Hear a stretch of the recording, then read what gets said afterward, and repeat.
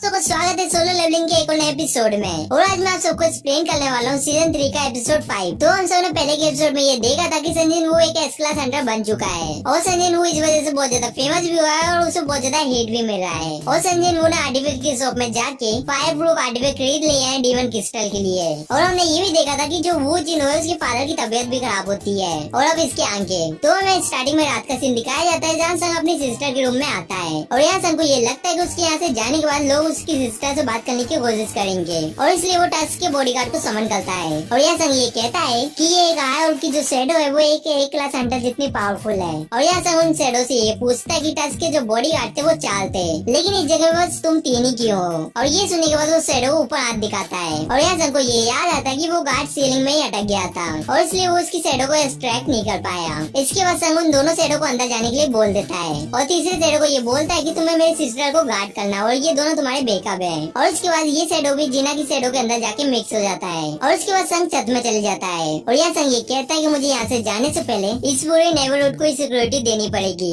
और इसलिए वो अपने 5 शैडो सोल्जर को बाहर निकाल लेता है। और संग उनसे ये कहता है कि तुम्हें आज से इस नेबरहुड को संभालना है लेकिन इस चीज का ध्यान रखना कि तुम लोगों को कोई देखे ना। और इसके बाद संग उन शैडो को पेट्रोल में जाने के लिए बोल देता है और यह संग ये कहता है कि इस जगह में कोई किलर भी आ गया तो मेरे शैडो उन्हें संभाल लेंगे और मैं सोसाइटी के लिए इतना तो कर ही सकता हूँ। और इसके बाद हमें सुबह का सीन दिखाया जाता है और यहाँ संग और जिनो वैन में बैठ के कहीं जा रहे होते हैं। और यहाँ संग वो जिनो से ये कहता है कि क्या तुम्हें लास्ट नाइट अच्छे से नींद आई है। और यहाँ वो जिनो ये बताता है कि हाँ सर मुझे बहुत ज्यादा अच्छी नींद आई है और जो आजकल के जो होटल है उनके अंदर फैसिलिटी भी बहुत ज्यादा अच्छी है सर। और ये सुनने के बाद संग ये कहता है कि ये एक अच्छी बात है और जब तक हमें अपने गिल्ड के लिए ऑफिशियल प्लेस नहीं मिलती जब तक तुम्हें उसी जगह में रुकना चाहिए। और यहाँ संग मनी मनी ये कहता है कि मुझे ये नहीं लगा था कि ये गिल्ड मास्टर की पोजीशन को मना कर देगा लेकिन इसने मेरे लिए उसे मना कर दिया और इसलिए मैं इसे कुछ बोल नहीं सकता। और यहाँ वो जिनो ये पूछता है कि आपको ऐसा कौन सा काम पड़ गया जिसकी वजह से आपको सुबह सुबह डी-संग टावर के पास जाना पड़ रहा है। लेकिन सन वो जिनो के सवाल का जवाब नहीं देता है और वो वेन का दरवाजा खोल के ये कहता है कि मैं जल्दी वापस आ जाऊंगा।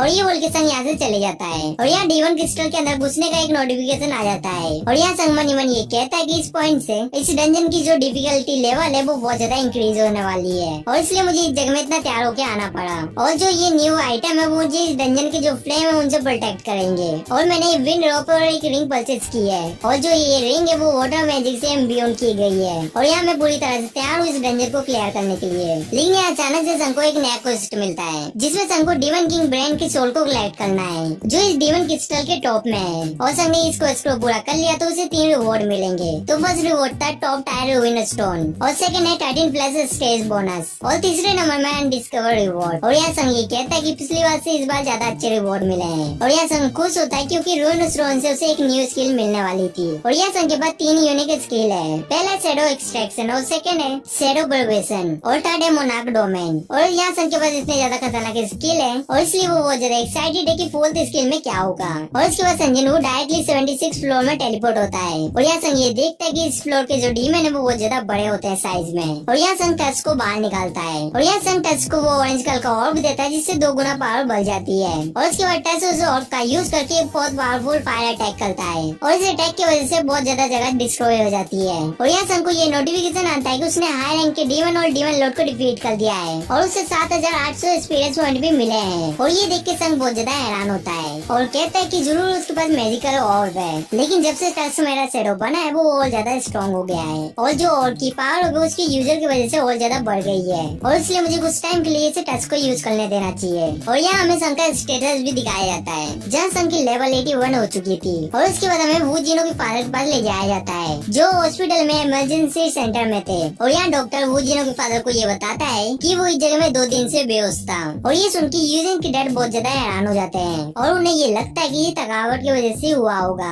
और उसके बाद यूजिन के फादर डॉक्टर से ये पूछते हैं कि उनके साथ और कुछ गलत तो नहीं है। लेकिन यहाँ डॉक्टर उनसे ये पूछता है कि सर आपके पास में हंटर रहता है क्या। और यहाँ वो जिनो के फादर बहुत ज्यादा हैरान होते हैं ये सुन के और वो डॉक्टर से ये पूछते हैं कि आप अचानक से हंटर के बारे में क्यों पूछ रहे हैं। और यहाँ डॉक्टर जिनो के फादर को ये कहता है कि आपने पहले कभी इंटरनल चैम्बर के बारे में सुना है। और ये सुन के जिनो के फादर बहुत ज्यादा हैरान हो जाते हैं। और यहाँ डॉक्टर ये बताता है कि ये एक तरह की बीमारी है और जिसे भी ये बीमारी होती है तो वो कोमा में चले जाता है। और इस बीमारी की सबसे खतरनाक बात ये है कि ये आपके लाइफ फोर्स को ड्रेन करने लगता है और वो लोग बस लाइफ सपोर्ट की वजह से जिंदा रह सकते हैं। लेकिन यहाँ जिनो के फादर ये पूछते हैं कि इन सबसे हंटर का क्या कनेक्शन है। और यहाँ डॉक्टर जिनो के फादर को ये बताता है कि ये बीमारी मानव खाना की वजह से होती है। और जो ये बीमारी है बहुत कम लोगों को होती है और ये बीमारी तभी देखी जाती है जब कोई आम इंसान एक हंटर के साथ बहुत ज्यादा टाइम से हो। और इसलिए आपको माना स्टोन से और हंटरों से दूर रहना चाहिए। और अचानक से आपके अंदर ये सिम्टम देखने के लिए मिले हैं और इसलिए ये बीमारी किसी चीज की वजह से ट्रिगर हुई है। और यहाँ डॉक्टर जिनों के फादर से ये पूछते हैं कि सर आपकी फैमिली में कोई हंटर है क्या, लेकिन जो जिनों के फादर होते हैं वो जिनों के साथ जो उन्होंने बात की थी उसे याद कर रहे होते हैं। और वो मनी मनी ये कहते हैं कि माना स्टोन को हर दिन अलग अलग तरीके से यूज किया जा रहा है और इस वजह से ये बीमारी बढ़ते जा रही है। और इस वर्ल्ड के अंदर जिन लोगों को भी ये बीमारी हुई है मैं भी उनकी तरह इस बीमारी का विक्टिम बन चुका हूँ।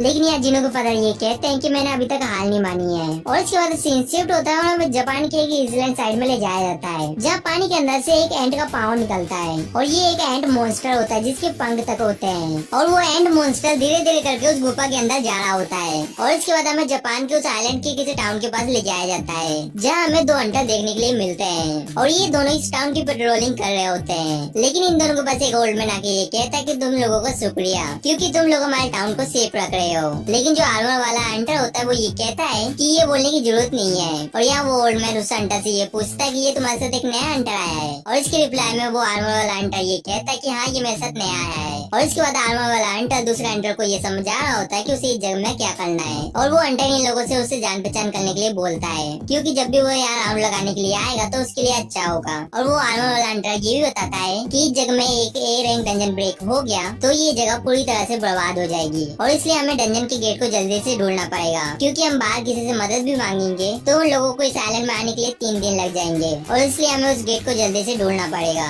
और वो आर्मर वाला हंटर ये भी कहता है कि मैं एक डी क्लास हंटर हूँ और तुम एक ई क्लास हंटर हो, लेकिन इस आइलैंड में बस हमें एक हंटर है इसलिए हमें रिस्पॉन्सिबिलिटी को लेनी पड़ेगी। लेकिन यहाँ दूसरा हंटर ये देखता है कि दूसरी साइड कोई होता है और यहाँ वो आर्मर वाला हंटर ये कहता है कि वो कोई पर्सन है क्या और इसलिए वो उसे आवाज लगाता है। लेकिन हमें ये पता चलता है कि वो एक एंड मॉन्स्टर होता है जिसे हमने पहले देखा था। और इसके बाद यहाँ से सीन शिफ्ट होता है और हमें डीमन क्रिस्टल में ले जाया जाता है और डीमन क्रिस्टल में हर जगह डीमन मारे पड़े होते हैं और यहाँ संग की जो इंटेलिजेंस स्टेज थी वो भी बहुत ज्यादा इंक्रीज हो गई थी और यहाँ संग की जो शैडो अट्रैक्शन है और उसका जो रिजर्व है वो भी बहुत ज्यादा इंक्रीज हो गया है। और दूसरी साइड संग ये कहता है कि ये बहुत ज्यादा बुरी बात है कि मैं इन डीमन की शैडो को एक्सट्रैक्ट नहीं कर पा रहा हूँ और ऐसा मैं कर पाता तो मेरे पास बहुत बड़ी आर्मी होती। और यहाँ संग इस फ्लोर को जल्दी से क्लियर करने के लिए अपने शैडो को 6 टीम में डिवाइड कर देता है और पहली टीम में टस और दूसरी टीम में आता है एग्रिस और तीसरी टीम में आता है आयरन और 4th टीम में टैंक और 5th टीम में आयोर्क बी और 6th टीम में आयोर्क ए। और इसके बाद संग उन सबको ये बताता है कि तुम लोगों को बस 2 काम करना है। तो पहला काम ये है कि तुम्हारे सामने जो भी एनिमे आए तुम्हें उसे रिपीट कर देना है और दूसरा ये है कि तुम्हें नेक्स्ट फ्लोर का परमिट मिल गया तो तुम्हें आके मुझे बताना है और अब तुम यहाँ से जा सकते हो। और संग जैसे ये बोलता है वैसे सबको यहाँ से चल जाते हैं और यहाँ थोड़ी देर के बाद संग को ढेर सारे नोटिफिकेशन आने लगते हैं और यहाँ संग को 1500, 900, 1100 ऐसे एक्सपीरियंस पॉइंट मिलते जाते हैं। और यहाँ संग को ये देख के बहुत ज्यादा हैरान होता है और यहाँ संग के लिए इस फ्लोर को क्लियर करना बहुत ज्यादा आसान हो गया था। और यहाँ संग ये कहता है कि जब तक मेरे शैडो डिस्ट्रॉय नहीं होते जब तक मेरा माना खत्म नहीं होगा।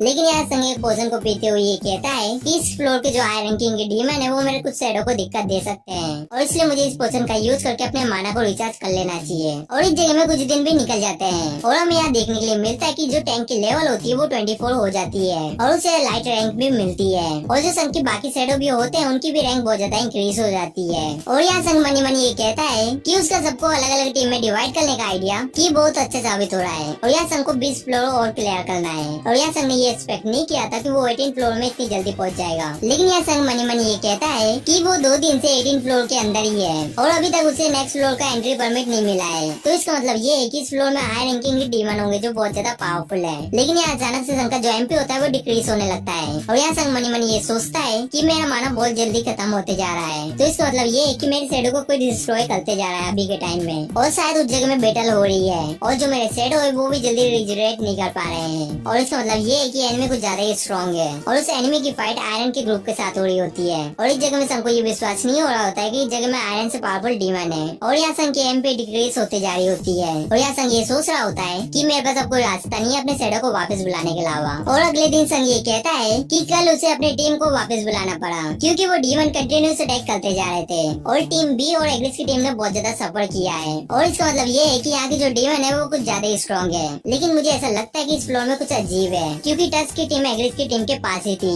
लेकिन उन लोगों ने टस की टीम को इग्नोर करके आए और के ए की टीम में अटैक किया था। और इसका मतलब ये है कि वो डीमन इतने स्ट्रॉन्ग नहीं है कि वो टस को डिफीट कर पाए और वो डीमन ऐसे ओपोनेंट को पिक कर रहे हैं जिनकी खिलाफ वो जीत सकते हैं। और ये डीमन इतने स्मार्ट है कि ये अपने ओपोनेंट के वीकनेस को पहचान पा रहे हैं और उन लोगों ने जान करके आया और उनकी बी टीम में अटैक किया था और उनकी नेक्स्ट टारगेट है आयरन की टीम। और यहाँ आयरन की टीम अपने जगह में पहुंच जाती है और यहाँ सन कैमोफ्लेज की एबिलिटी का यूज करके पीछे वेट कर रहा होता है उन डीमनों को आने का। और यहाँ कुछ टाइम के बाद वो डीमन यहाँ आ जाते हैं और यहाँ डायरेक्ट वो डीमन अपने ब्लेड से आयरन को बीच में से काट देता है। और ये देखने के बाद सन ये समझ जाता है कि उसकी शैडो जल्दी रिजनरेट क्यों नहीं हो रहे थे और इसलिए सन खुद ही उतर जाता है इन लोगों से फाइट करने के लिए। और यहाँ सन उन डीमनों को ये भी कहता है कि जो मेरे शैडो है उनका तुम्हारे सामने कोई चांस नहीं है। लेकिन वो डीमन डायरेक्टली सन के ऊपर अपने स्पेल से अटैक कर देता है, लेकिन सन नीचे झुक के उस अटैक को डॉज कर लेता है और उस डीमन के फेस में एक जोरदार किक मारता है। और यहाँ सन के एक अटैक से ही वो डीमन मारा जाता है और यहाँ सन को 3000 इंस्पिरेंस पॉइंट भी मिलते हैं। और ये देखने के बाद दो डीमन और सन के ऊपर अटैक करने के लिए आ रहे होते हैं, लेकिन वो डीमन ये देखते हैं कि सन अचानक से उस जगह से गायब हो चुका है। और ये देख के वो डीमन एकदम हैरान हो जाते हैं और यहाँ सन उनके एकदम फेस के सामने आके उन्हें अपने डेगा से मार देता है। और इन डीमन नाइट को मारने की वजह से सन को 6000 एक्सपीरियंस पॉइंट मिलता है। और सन आखिरी डीमन के पास जाते हुए ये कहता है कि ये अब मैं सोचता था कि जो मॉन्स्टर है वो डल जैसी फीलिंग को महसूस करते होंगे,